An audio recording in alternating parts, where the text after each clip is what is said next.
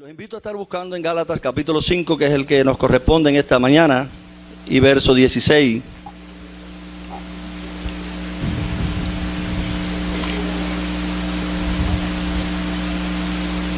Después de haber esclavizado nuestros celulares para que no nos esclavicen a nosotros, vamos a la preciosa palabra de Dios para oír la voz de Dios inspirada usando a hombres. Y dice Gálatas capítulo 5, verso 16. Digo pues, me gustaría leerlo juntos, ¿verdad? Por partes. Digo pues que andad en el Espíritu y no los deseos de la carne, porque el deseo de la carne contra el Espíritu y el del Espíritu contra la carne, y estos se oponen entre sí. ¿Para qué? Pero si soy guiado por el Espíritu, y manifiestas son las obras de la carne, que son adulterio, fornicación, inmundicia, lascivia, idolatría, hechicerías, enemistades, pleitos, celos, iras, contienda, disensiones, herejías, envidias, homicidios, borracheras, orgías y cosas semejantes a estas, acerca de las cuales dice Pablo, ¿los aplaudo? No. Os amonesto, como ya os he dicho antes, que los que practican tales cosas, mas el fruto del Espíritu es amor, gozo, paz, paciencia, benignidad, bondad, fe, mansedumbre, templanza. Contra tales cosas no hay ley. Pero los que son de Cristo, con sus pasiones y deseos. Y dice el último verso, no nos hagamos vanagloriosos, irritándonos unos a otros, envidiándonos unos a otros. Oremos, ¿verdad? Gracias, Dios, porque nos dejaste una lumbrera. Nos dejaste una lumbrera que alumbre cada día, Señor. Cada domingo, cada sábado, en cada momento en nuestras casas, en medio de un mundo oscuro que se descompone.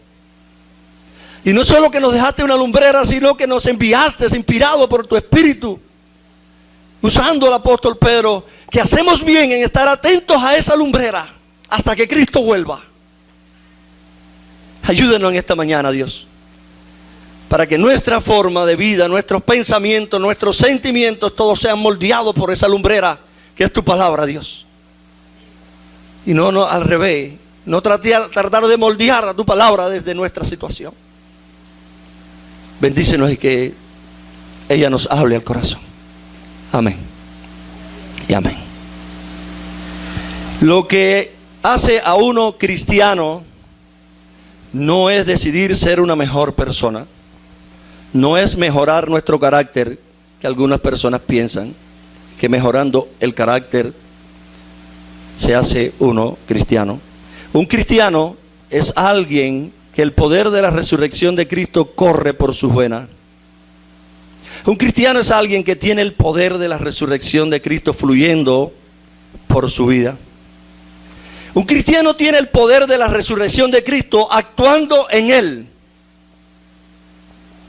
Porque ese poder es el resultado del Evangelio en nuestras vidas. Ahora, el contexto de esta carta, como hemos estado siguiendo todo el flujo de pensamiento de Pablo hasta llegar aquí, el clima venía subiendo, los falsos maestros dentro de la iglesia tratando de llevar al pueblo a la esclavitud, los libertinos también tratando de quitar al pueblo que no mirara a la palabra para regirse por ella. Y Pablo sigue confrontando con la palabra hasta llegar a este momento. Entonces en Gálatas capítulo 5, él dice que sin Cristo mi corazón estaba marchito, y lo que le dice a los falsos y a los libertinos también. Sin Cristo el corazón estaba podrido. Sin Cristo el corazón tenía peste. Porque él usa una palabra para todo esto y dice muerto. No enfermo, muerto. Por tanto, sin Cristo tenía peste, estaba enfermo. Y Pablo dice que cuando Cristo vino ahí a morar en mi vida, esta muerte que se miraba por o se observaba por el temor, la culpabilidad, la desesperación, la ira, que es lo que los fariseos y los religiosos, en este caso los judaizantes, querían enseñar a esta iglesia. Culpabilidad, temor, desesperación, ira. Cuando Cristo vino a morar en nosotros, esto empieza a desaparecer. Y una nueva vida comienza a brotar. Y una nueva vida comienza a crecer. Comienza a florecer. Por primera vez, un verdadero fruto comienza a revelarse en nuestras vidas. Y es el fruto, como vimos, que dice amor, gozo, paz, paciencia. Así que hay dentro de nosotros, no fuera de nosotros, dentro de nosotros, un poder transformador. Dentro de un hijo de Dios hay un poder transformador. Y esto es lo que Pablo quiere que nosotros sepamos.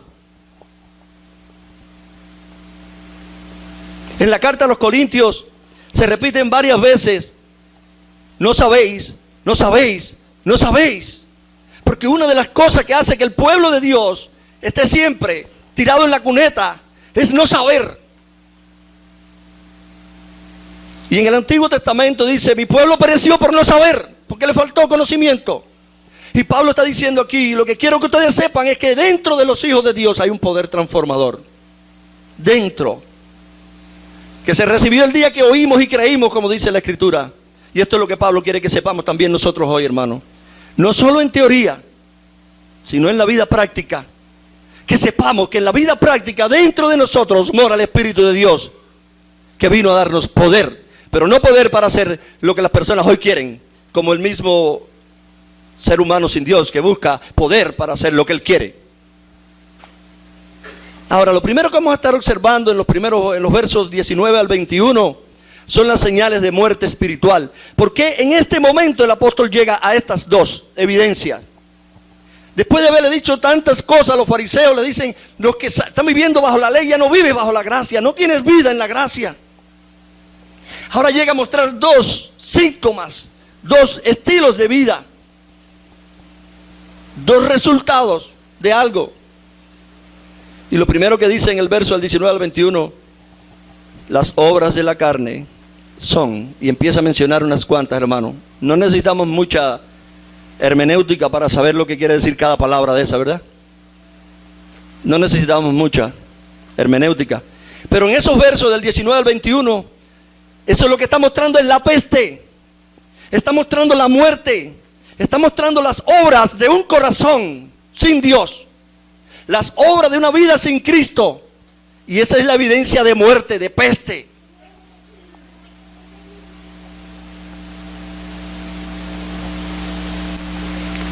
Cuando alguien va a un cementerio y alguna tumba se quedó sin sellar bien,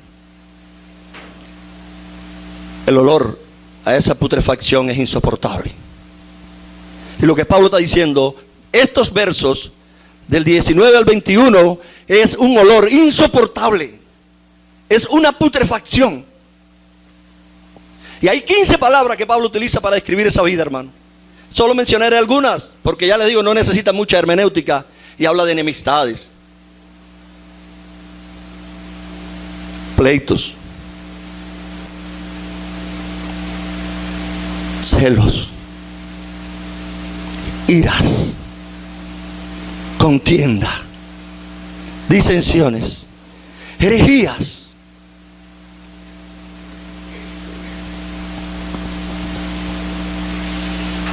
Evidencias de la muerte. Y estos pecados se ven por todos lados hoy, hermano. Estos pecados se ven por todas partes. Están también en la iglesia. Y muchas veces los cristianos lo toleramos. Muchas veces lo toleramos y decimos, o se oyen palabras como: es que somos humanos. Somos humanos. Y a veces da la impresión que estos pecados son más comunes en la iglesia que fuera de la iglesia.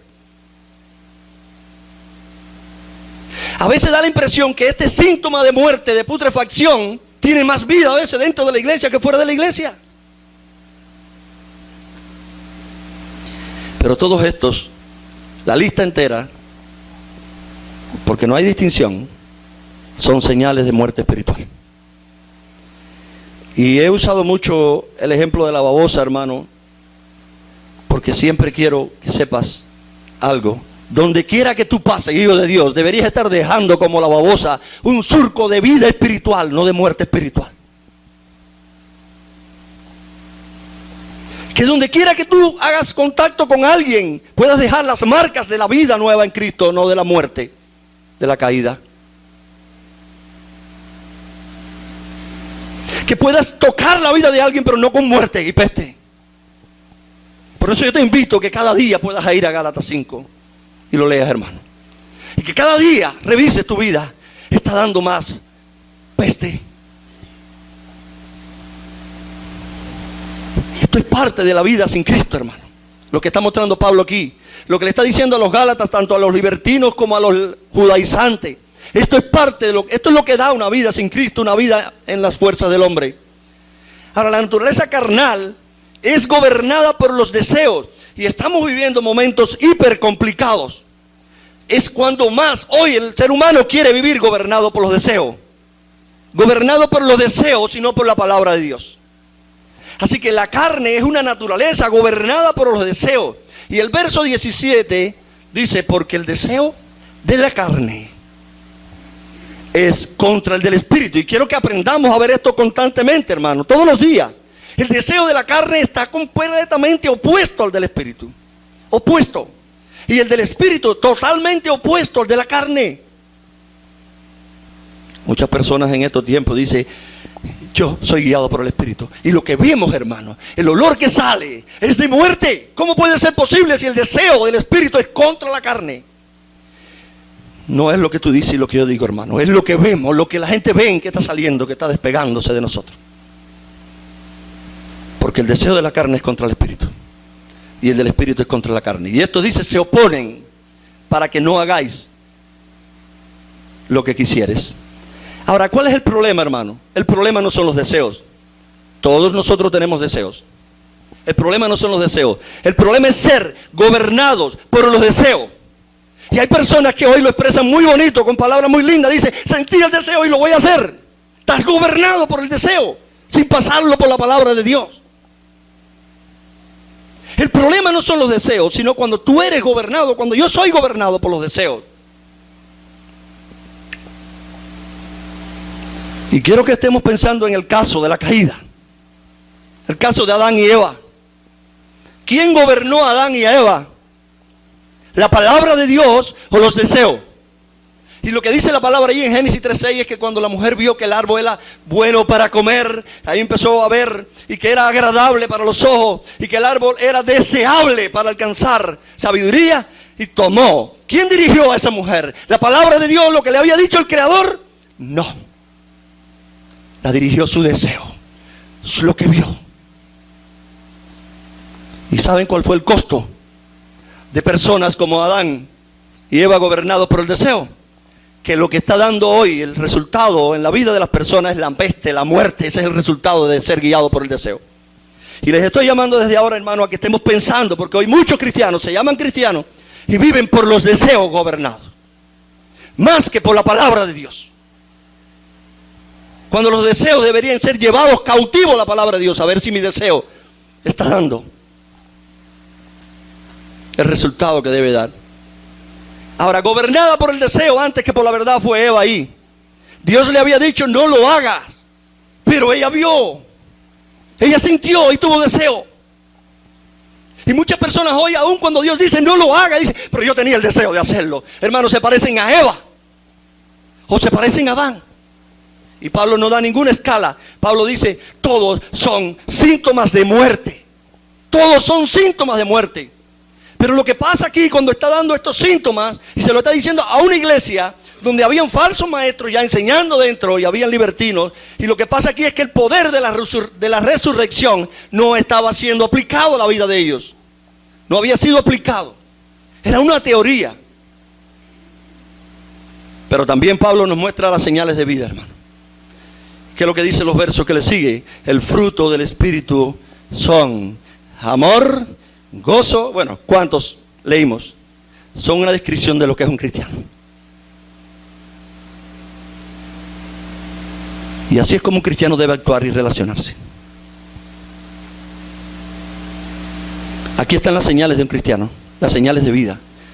Y eso es lo que yo te estaba diciendo, hermano. Quisiera que por donde tú pases, como la babosa, dejes un surco de señales de vida. Y no un surco de veneno de la caída. ¿Qué significa? Y quiero compartir algo que compartí en el tiempo de las mujeres, cuando hablamos del Ministerio de las Mujeres, de los roles de la mujer, de Pablo Thompson. Quisiera compartir qué es, qué no es y cuál es lo falso dentro de la iglesia hoy. Esta descripción de Pablo Thompson quisiera compartirlo, hermano, porque no todos estuvieron en el tiempo de mujeres. Así que, ¿qué significa? ¿Qué no significa? ¿Y cuál es la falsificación hoy dentro de la iglesia de este fruto del Espíritu? Así que son el fruto de vivir por el Evangelio. No hay otra vida espiritual que no sea vivir por el Evangelio.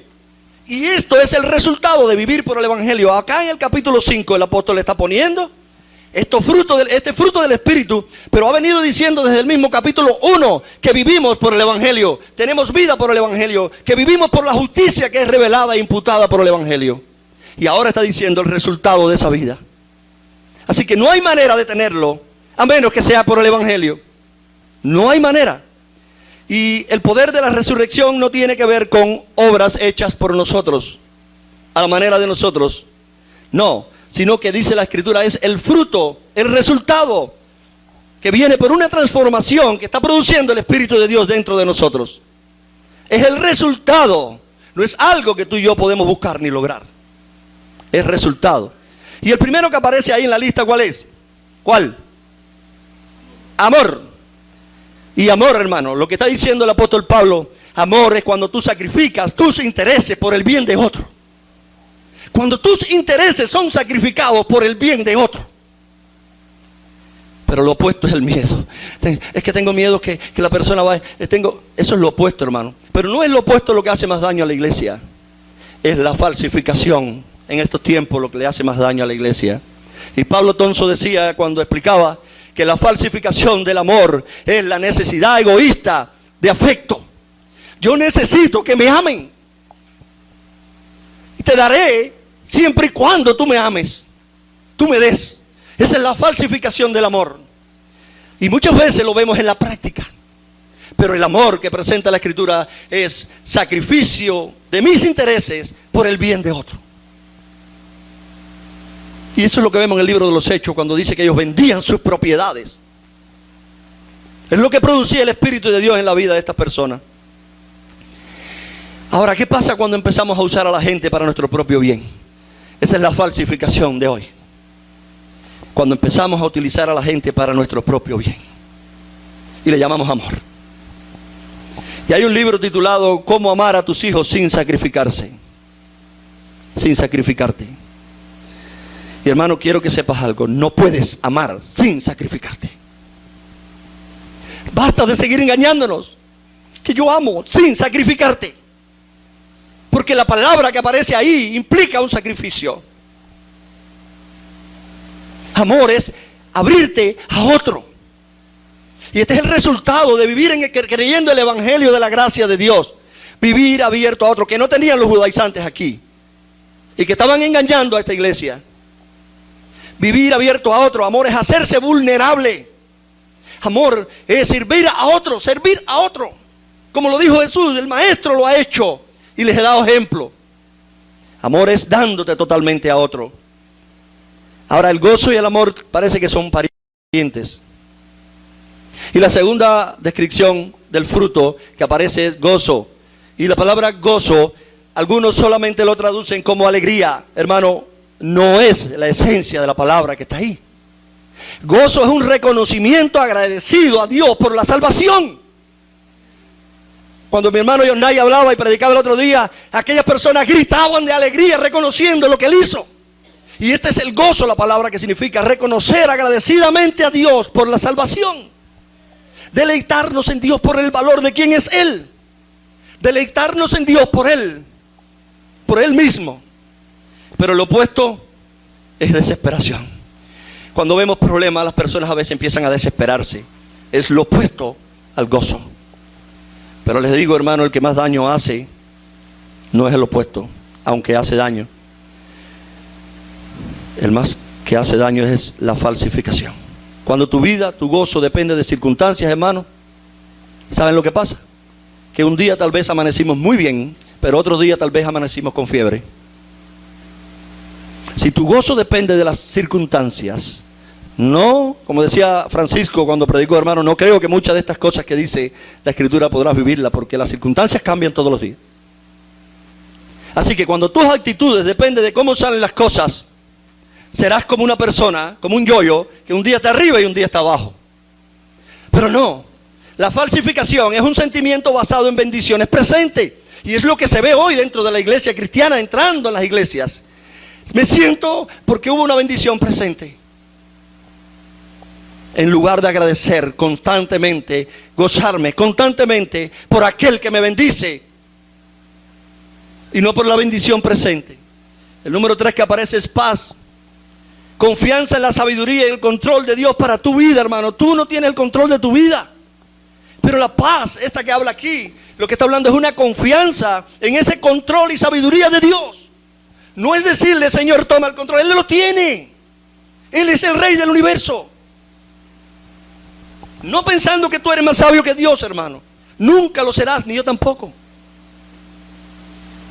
Pero cuando confiamos en el Evangelio, la paz, esa confianza en la sabiduría de Dios, inunda nuestras vidas. Y empezamos a descansar en lo que Él va a hacer. Ahora lo opuesto es preocupación. Hay personas muy hiper preocupados y a veces caemos ahí, ¿verdad? Tenemos que rápidamente decir, Dios mío, ¿qué ídolo estoy abrazando? Pero la falsificación es una confianza en la propia capacidad nuestra de controlar nuestras vidas. No, yo soy fuerte. No, yo soy. Eso es lo opuesto al fruto del Espíritu que dice paz. La otra es paciencia. Y la palabra paciencia, algunas personas muy iracundas y algunas personas que no muestran para nada el fruto, dice, no, yo tengo paciencia, yo ando suavecito. Eso no tiene que ver con eso. Paciencia es sufrir sin resentimiento ni venganza, como pasó en el caso de Job, aun cuando Dios le quitó todo. Sufrir sin resentimiento contra Dios, sin venganza contra Dios. Y lo opuesto es la irritabilidad. Vemos una persona irritable, una persona que se irrita pronto y estalla, tiene mal genio, muerte. Es lo opuesto a la vida que Dios nos da. Los médicos, hermano, si vas a un médico te dice lo dañino que es para el cuerpo humano este tipo de vida. Sin embargo, lo beneficioso que es la paciencia, porque la paciencia es un estilo de vida de perdón. Cuando tú y yo aprendemos a perdonar, una persona se come, se gasta cuando no aprende a perdonar. Pero la falsificación de la paz, la falsificación aquí es la pereza, es la apatía, es la indiferencia.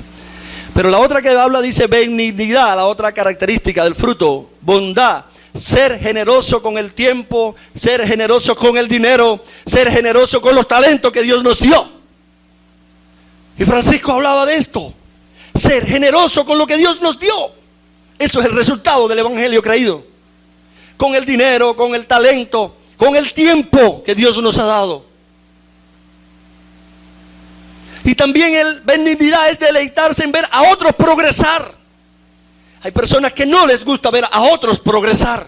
Y dentro de la iglesia se ve cuando otros no, es decir, no hay deleite en ver a otro que progrese en el ministerio. Y esto es una evidencia de putrefacción. No es una evidencia de vida. Porque una evidencia de vida es benignidad, deseo de ver a otro progresar, incluso aún cuando pase por encima.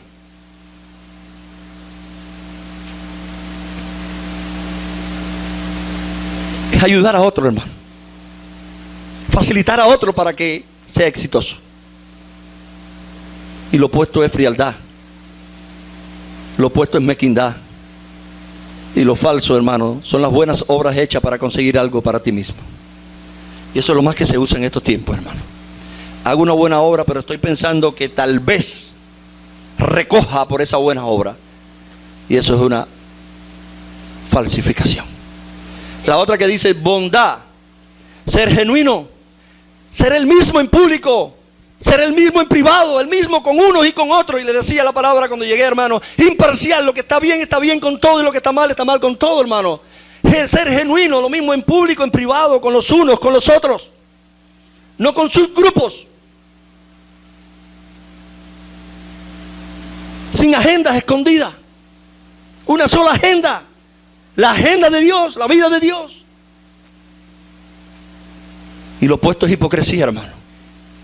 Hipocresía.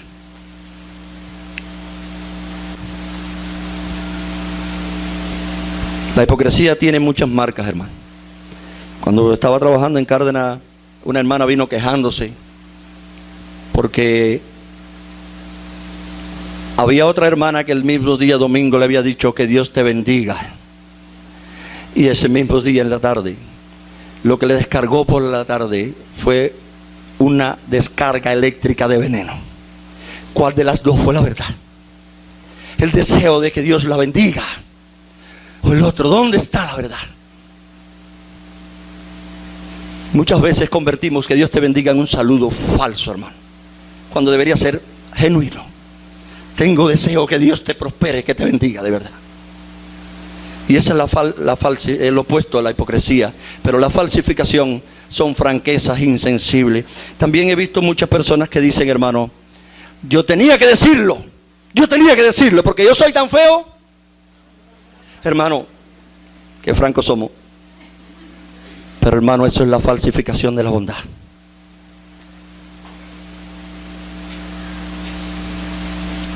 Parece que ahí lo dijeron en estos días, ¿no?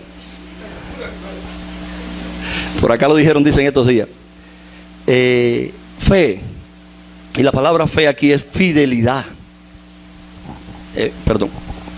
Parece que el ventilador no está produciendo el fruto que tiene que producir. El ventilador no está dando fruto.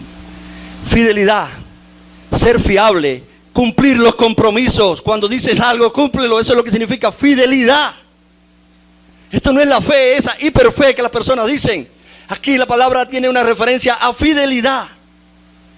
Ser fiel. Y lo opuesto es la irresponsabilidad, hermano. A veces le llamamos legalismo a la responsabilidad. Pero la irresponsabilidad es lo opuesto al fruto del Espíritu. Es una carnalidad. Y la falsificación es una falta de entusiasmo.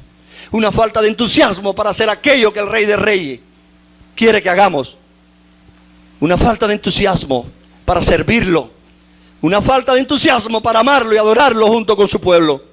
¿Y sabe de dónde viene muchas veces la falta de entusiasmo? De que alguien me hizo algo. De que una o algo externo ha producido eso. Pero mis preguntas siempre van a ser, hermano, no es más que suficiente lo que Él hizo para que tú siempre lo sirvas.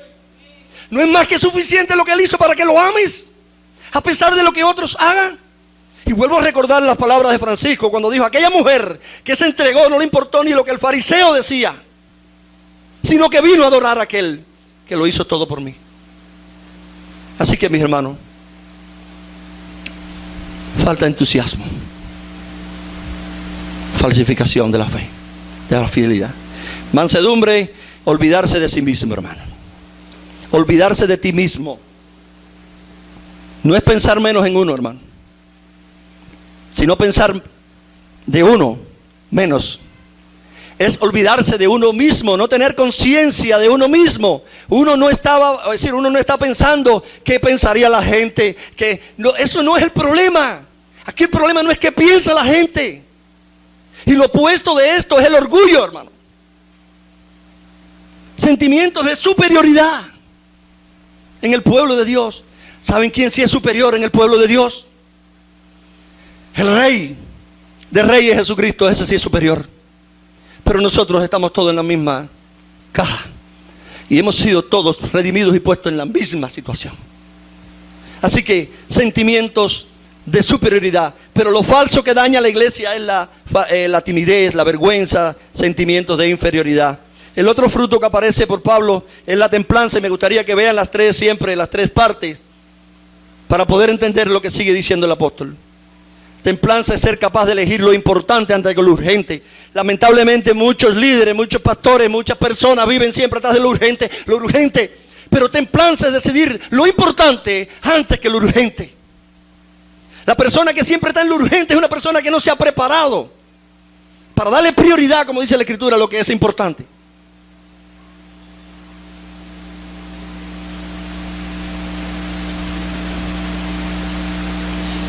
Y lo opuesto es un espíritu incontrolado.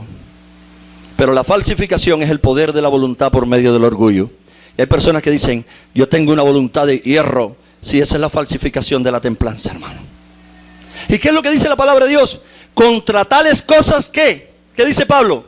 No hay ley. Lo que él está diciendo, estas cosas no son el resultado de guardar ley. Cristiano que me escucha, no te dejes engañar por falsos maestros que te van a enseñar a guardar ley para tener este resultado. Estas cosas no son el resultado de guardar ley, sino es para guardarnos de la ley, de lo que condenaba en nosotros la ley. Y este es el resultado de la vida perfecta de Cristo en nosotros. Así que, ¿cómo se produce este fruto en nuestras vidas? ¿Cómo podemos tener este fruto, hermano?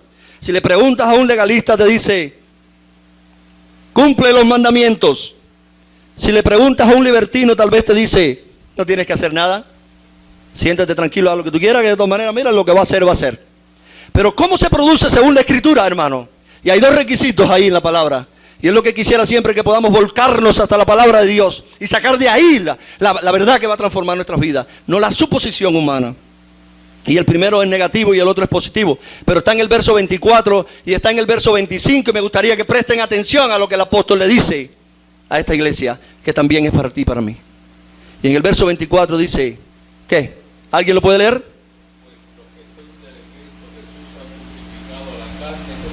Lo primero que dice, y el negativo aquí es, crucificar la carne con sus pasiones y deseos.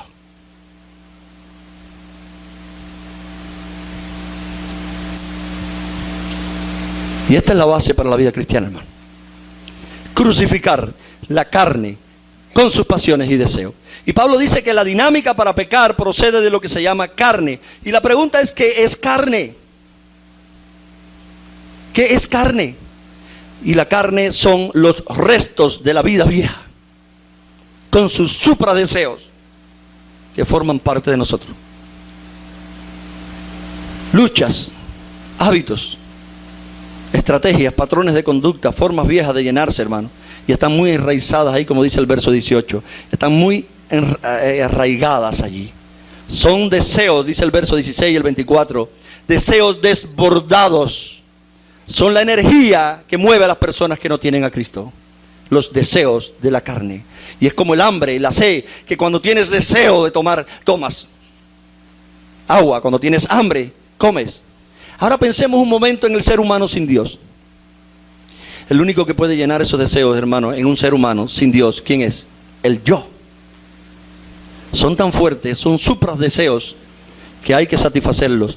Y empieza la persona a demandar, necesito esto, tengo que tenerlo, lo tengo que llenar de una forma u otra. Comienzo a desarrollar mi vida alrededor de llenarme, de llenarme. Pero es que eso se ha ido metiendo dentro de la iglesia. Hay personas que se sienten realizados cuando empiezan a darle rienda suelta a su deseo, sin controlar su deseo por la palabra de Dios.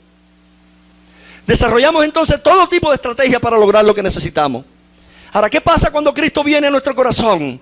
Cuando oímos y creímos y el Espíritu de Dios viene a vivir en nosotros, con nosotros. ¿Qué pasa? El verso 17 que dice, para que no hagas lo que quieres. Los deseos de la carne son contra el Espíritu, los del Espíritu contra la carne, para que tú no hagas y yo lo que quieres. Y la pregunta es, ¿qué es lo que queremos? ¿Qué es lo que queremos los hijos de Dios? ¿Por qué Pablo se lo está diciendo a una iglesia que estaba siendo afectada por los falsos maestros que enseñaban otra cosa y no el evangelio? ¿Qué es lo que queremos? Y hermano, quiero que presten atención. Cuando Cristo viene al corazón de un ser humano, hay un nuevo deseo. Y es el deseo de agradar a Dios. Es el deseo de impulsarme hacia la santidad. Es el deseo de amar a Dios. Algo que la ley dice, amarás a Dios con todo, pero que tú y yo no tenemos la capacidad. Pero cuando Cristo viene, empieza el nuevo deseo. Y es un deseo de amar, de impulsarme a la santidad, de agradar a Dios. Y esto es lo que en verdad ahora quiere un hijo de Dios, como dice el verso número 16. Lo que de verdad quiere el hijo de Dios.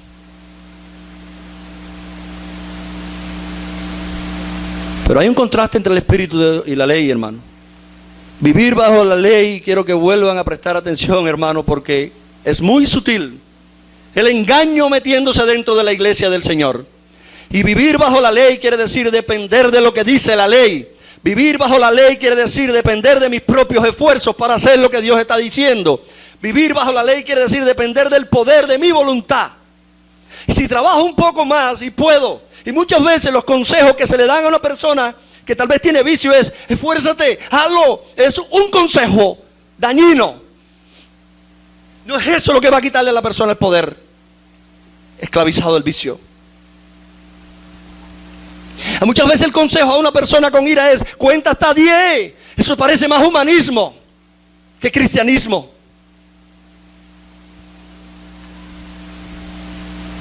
Y esto es vivir bajo la ley, hermano. Y si tú crees que puedes, hermano, por tus esfuerzos conquistar la carne, si crees que por tu propia fuerza puedes conquistar la carne, estás viviendo bajo la ley. Y Pablo dice que estas cosas es la obra de la carne. ¿Y cuál es la salida para nosotros entonces?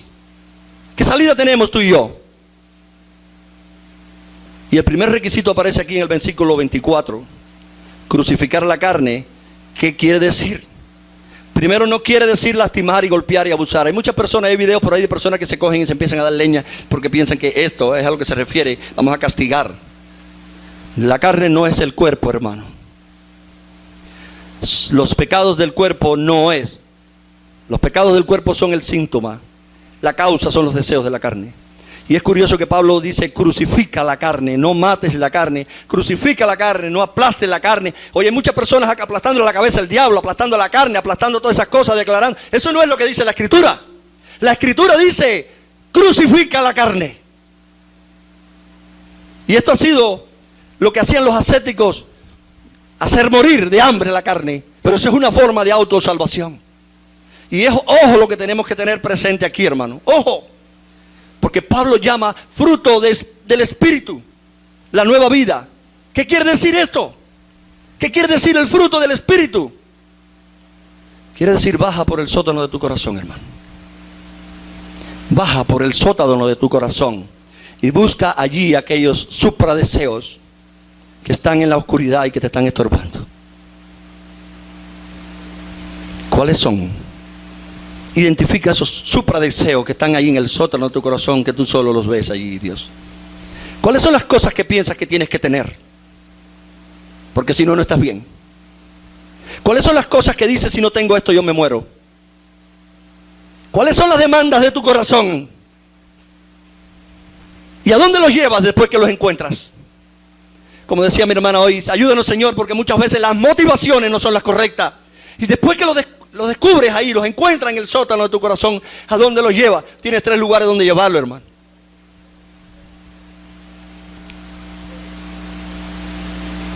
El primer lugar es que puedes llevarlo a la ley, ahí al Sinaí, hermano, pero no tendrás resultado. El segundo lugar es que puedes golpear tu alma por lo malo que eres cuando te des cuenta, pero tampoco tendrás resultado. Pero hay un tercer lugar que el Espíritu de Dios ha provisto para ti y para mí, y que nos ha venido a dar poder para hacerlo, y es llevarlos a la cruz de Cristo, hermano.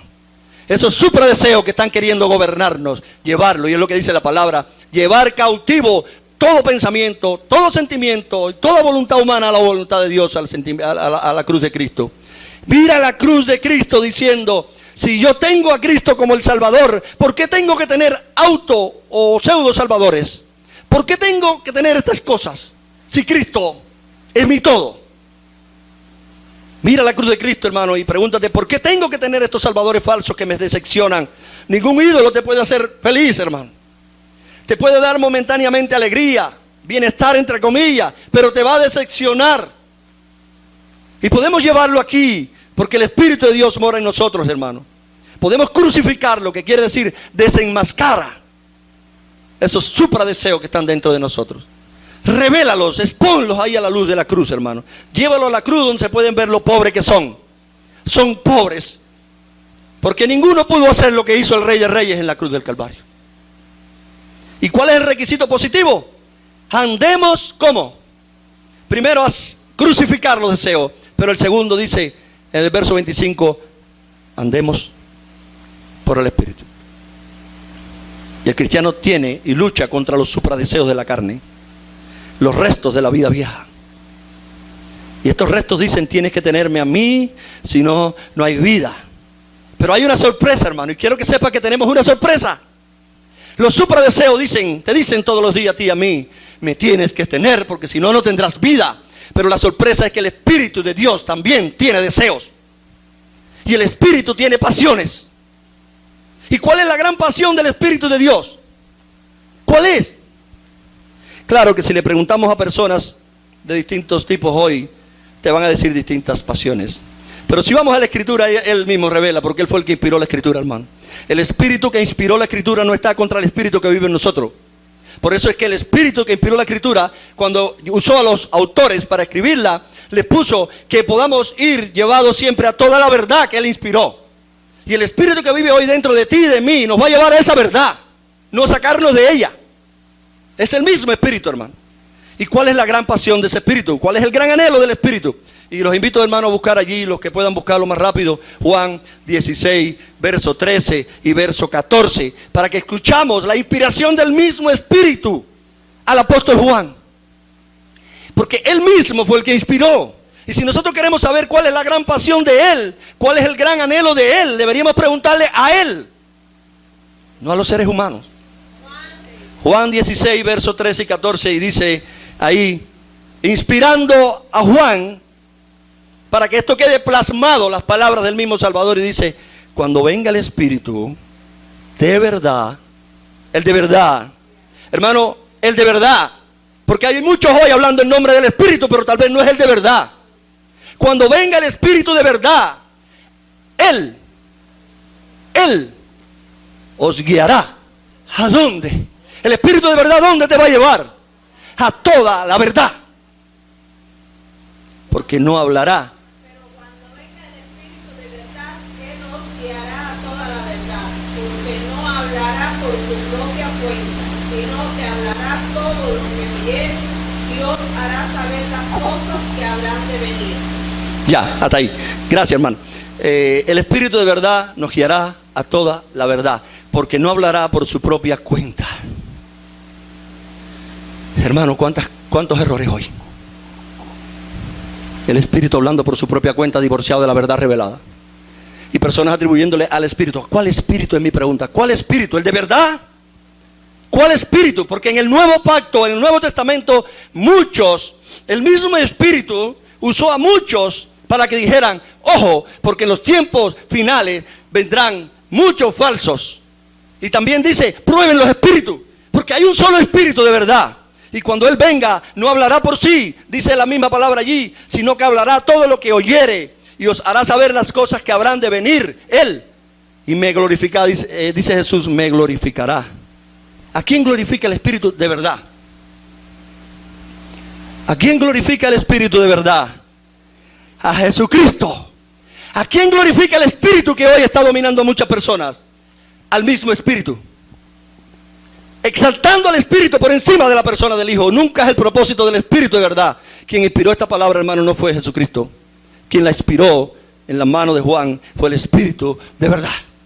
Y dice, cuando Él venga, me glorificará, usando la palabra de Jesús, porque tomará de lo mío. ¿De qué tomará el Espíritu? De lo de Jesús, y lo hará saber. Y ese es el ministerio del Espíritu Santo hoy, hermano. Iluminación para que tú y yo, como hijos de Dios, podamos ver la verdad que está tapada por un velo delante de nosotros. Y ese es el Espíritu de verdad. Y el Espíritu desea a Jesús, hermano. Quiero que escuche, hermano. El Espíritu Santo que inspiró la Escritura desea a Jesús. En ello no hay ese lío que tenemos nosotros los seres humanos. Una lucha por quién es más grande. En ello no hay ese lío. En el Padre, el Hijo, el Espíritu Santo hay una relación preciosa. El Espíritu de verdad desea a Jesús. El Espíritu de verdad eleva la obra de Jesús. Porque fue el Espíritu de verdad el que inspiró al libro de los Hebreos, al autor, y le dice, corramos la carrera, iglesia, corramos la carrera con paciencia, puesto los ojos en Jesús, no en el Espíritu. El poder para hacer eso es el del Espíritu. Pero el libro de Hebreo, inspirado por este Espíritu de verdad, dice, puesto los ojos en Jesús, autor y consumador de la fe. Y el Espíritu eleva la obra de Jesús. Y el Espíritu Santo dice, mira a Jesús. El Espíritu Santo dice, mira lo que Jesús hizo. Mira la belleza de Jesús. Mira la gloria de Jesús. Mira qué maravilloso es Jesús. Y esto es lo que hace el Espíritu Santo en tu vida y en la mía, hermano. Hacernos ver el valor del Salvador. Cuando Jesús aparece, hermano, aquí en la tierra, en su bautizo, el Padre dice, este es mi Hijo amado en quien estoy complacido. Pero cuando fue a la transfiguración, el Padre también dice, este es mi Hijo amado, pero le agrega algo. A Él oír. ¿Y qué es lo que viene a hacer el Espíritu de Dios? Que nosotros podamos oír la voz de Él. Que podamos escuchar su voz y seguirlo. Eso es lo que viene a hacer el Espíritu de Dios. Ese es el ministerio precioso que hoy sin Él no podemos hacer lo que Dios nos está llamando a hacer. Pero no viene a ser un ministerio independiente, hermano. No trabaja por cuenta propia. El Padre, el Hijo y el Espíritu Santo tienen una intimidad preciosa, propósitos claros y definidos. Y esto es lo que quiere decir, hermano, andar por el Espíritu. Es que el Espíritu te guíe y Él va a guiarte a toda verdad, dice la palabra. Lo que dice la Escritura es que Él te llevará a toda la verdad. Por eso es que aparece obra de la carne, la herejía. La herejía, hermano, aparece en la lista de obras de la carne. La herejía no es una mentira. La herejía es un 90% de una verdad y un poco de una mentira. Eso es una herejía. Pero el Espíritu de Dios nos lleva a la verdad. Vivir por las mismas cosas que el Espíritu anhela, y el Espíritu de Dios anhela exaltar la obra de Jesucristo en la cruz del Calvario. ¿Qué quiere decir adorar a Cristo? Centrado en Él. Acércate a Cristo es lo que quiere decir. Mira las bellezas. Pero también 2 Corintios, no lo busquen, hermano. Lo voy a leer porque ya hemos predicado de esto. 2 Corintios capítulo 3, versos 17 y 18. Dice la palabra, porque si el ministerio de condenación, y está haciendo referencia al ministerio cuando se dio la ley, el Sinaí, todo aquello, dice, si el ministerio de condenación fue con gloria, mucho más abundará en gloria el ministerio de justificación. El de condenación vino con Moisés y la ley, pero el de justificación vino ¿con quién? Con Jesucristo y la gracia de Dios. Y lo que está diciendo ahí el Espíritu de Dios, inspirando ahí, si aquel ministerio vino con gloria, pues mucho más este ministerio. Pero el verso 17 y el 18, hermano, porque a veces nosotros podemos estar turbados. Y el verso 17 y el verso 18 también de 2 Corintios dice, porque el Señor es el Espíritu. Y donde está el Espíritu del Señor, evidentemente tiene que haber libertad.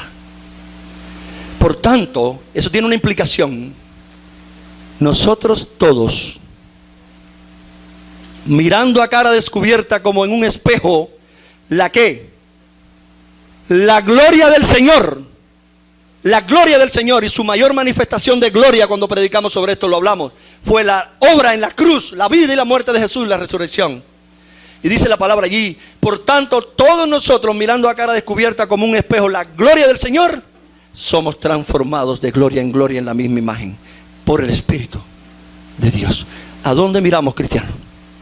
Según la palabra, la gloria del Señor, la cruz de Cristo, la obra preciosa de Cristo. Y es por eso que tiene sentido que el apóstol Pablo dice, mira, yo me propongo predicar una sola cosa, Cristo crucificado. Porque cuando miramos a cara descubierta la obra de Cristo allí, la gloria de Él, somos transformados tú y yo. Hermano, hay muchas personas que quieren el trabajo por fuera. Hay muchas personas que les gusta el plátano madurado con líquido en la vida espiritual. Le gusta el sazón externo para que una persona madure. Pero no va a haber madurez nunca externamente por las obras de la carne. La madurez llega cuando tú y yo nos postramos, nos rendimos y empezamos a mirar la obra perfecta de Jesucristo. Empezamos a amar y adorar a ese Dios y empieza a brotar de nosotros una fuente de agua viva. Empieza a brotar de nosotros un manantial que lo que da no es peste, es un manantial de agua limpia que bendice a otras personas. La única manera de ser transformado, hermano. El moralismo no transforma a nadie. Así que gloria es la palabra para belleza. Lo que está diciendo el pasaje aquí es mirando cara a cara la belleza de Jesús. Así se crece en la vida cristiana, cuando miramos cara a cara la belleza de Jesús. ¿Y de qué manera cambia el Evangelio nuestra imagen de nosotros mismos y de nuestras relaciones con otros? ¿Cómo? Fuera del Evangelio nos sentimos, hermanos, seguros de nosotros si conseguimos algo. Esto es lo que pasaría fuera del Evangelio. Si conseguimos algo, nos sentimos seguros. Pero nos vamos a sentir humildes, entre comillas, si fracasamos. Pero en el Evangelio, nuestra nueva imagen produce una marcada humildad que cambia todas las relaciones. Una persona que está postrándose y creyendo y confiando solamente en el Evangelio, empieza a ver una transformación que cambia todas sus relaciones. Sin el Evangelio, la imagen propia se basa en vivir ciertos modelos, ciertas reglas, tanto si son propios como si son impuestos por otros. Eso es lo que hace la vida sin el Evangelio. Pero solo en el Evangelio podemos sentirnos enormemente audaces. Solo en el Evangelio podemos sentirnos profundamente sensibles y humildes, porque somos al mismo tiempo perfectos, pero pecadores. Claro que el ser humano no puede entender esto. Me hizo perfecto, pero también me recuerda que tengo rastros de una naturaleza pecaminosa. Y eso me permite vivir en libertad, pero sin arrogancia, porque tengo arrastres todavía de una vieja naturaleza pecaminosa. Y hermano, Pablo aquí nos está enseñando que esta nueva vida, esta única vida que tenemos tú y yo, esta nueva y única imagen propia cambia todas las relaciones. Y en el verso 26, me gustaría que lo puedan estar buscando ahí de nuevo, para que no estemos edificando sobre opiniones de hombres, sino lo que él mismo está diciendo. Y ahí está diciendo: no nos hagamos vanagloriosos, irritándonos unos a otros, no. Envidiándonos unos a otros, no. Es el imperativo que aparece en el verso 26. Porque somos humildes por el Evangelio, entonces no podemos provocar. Si de verdad está pasando esto en nuestras vidas, no podemos provocar o no podemos acercarnos a los demás con un sentimiento de superioridad. El sentimiento de superioridad es evidencia de la caída, no de la redención. Y puesto que somos poderosamente amados por el Evangelio también, no envidiamos o no nos acercamos a otro con sentimientos de inferioridad, tampoco. Porque ese sentimiento de inferioridad también es resultado de la caída. El Evangelio nos mantiene alejados de ser tanto codependientes como independientes, hermano. Y es lo que quiero que nos demos cuenta. Ambos son esencialmente formas egoístas de obtener nuestro valor por medio de las relaciones. Ahora, ¿somos libres en Cristo? Sí. Por tanto, hermano, somos libres para el sacrificio. Y la Escritura dice en Romanos, el mismo apóstol dice: te ruego por la misericordia de Dios que presentes tu cuerpo como un sacrificio vivo. Somos libres para eso, hermano. No para decir lo que tú quieras, cuando quieras y como quieras. Somos libres para servir al Rey de Reyes. Somos libres para presentarnos como un sacrificio vivo al Rey de Reyes. Para el compromiso somos libres. Para decir: Señor, mi vida está entregada en tus manos. Quiero tener compromiso contigo. No por mi fuerza, sino por tu obra. Es por tu amor. Pero también para amar lo suficientemente a una persona como para hacerle frente cuando esté incorrecto lo que está haciendo. Y eso es lo que aparece en el nuevo pacto, hermano. Unos a otros, exhortados.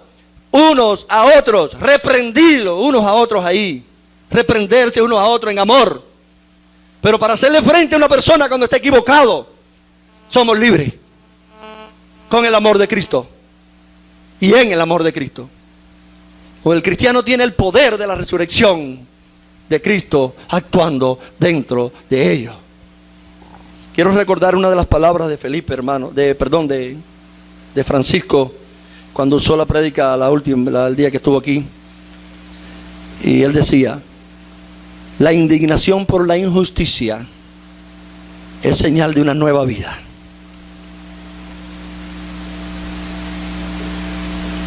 Pero amar la injusticia es señal de la putrefacción todavía. Y quiero que esas palabras no las olviden. ¿Puedes ver las evidencias de este poder en tu vida, hermano?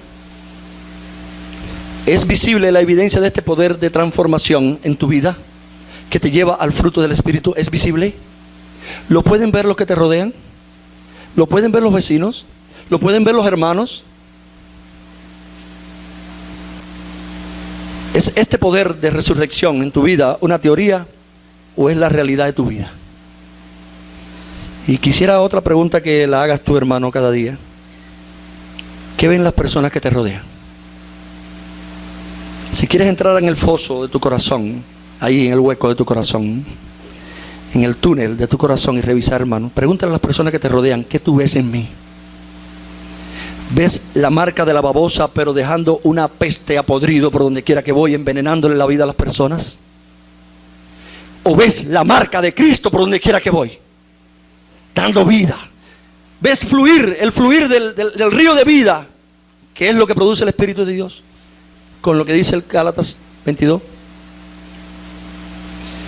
Y quiero recordarle las dos palabras que dijimos, hermano, para terminar. Las dos frases. Un cristiano es alguien que tiene el poder de la resurrección de Cristo fluyendo por su vida. Ese poder es el resultado del Evangelio en nuestras vidas. Por tanto, mi exhortación hoy, iglesia, vive creyendo el Evangelio. Mira a Cristo y tendrás la vida que fluye y tendrás este fruto del Espíritu brotando, porque eso es lo que hace el Evangelio en tu vida y en la mía. Vive creyendo el Evangelio. No quite la vista del autor de la vida, porque eso es lo que dice el Espíritu de Dios. Pon los ojos en Él y tendrás el fluir del Espíritu, que es este fruto en tu vida. Que el Señor te bendiga. Amén.